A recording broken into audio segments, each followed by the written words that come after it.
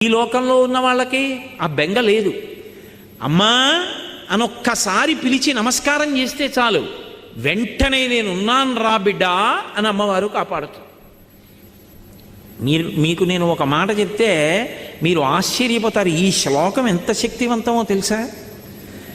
మీరు తప్పించుకోలేనంత పెద్ద ఉపద్రవం వెంట తరిమేస్తుంటే వెనకాతల ఏం చెయ్యాలో తెలియనప్పుడు ఈ శ్లోకం జరిగితే చాలు, రక్షిస్తుంది అమ్మవారు.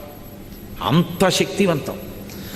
చండీ పరదేవత అనుగ్రహం అంటే అలా ఉంటుంది. అందుకే చండీ చరణవు అని చండీ పరదేవతని స్తోత్రం చేశారు శంకరాచార్యులు వారి ఈ శ్లోకంలో. అటువంటి అమ్మవారి పాదాలు పట్టుకుంటే సంస్కారవంతం చేస్తుంది మనస్సు. ఇక్కడ మీరు నన్ను ఒక ప్రశ్న అడగచ్చు, ఏమండి ఒకవేళ అసలు కోర్కెల మీద వ్యామోహం పోక, అసలు వ్యామోహం అనేటటువంటిది పోతే కదండి ధర్మబద్ధం చేసుకుందామన్న కోరిక. ఆయన అలా చెప్తారు.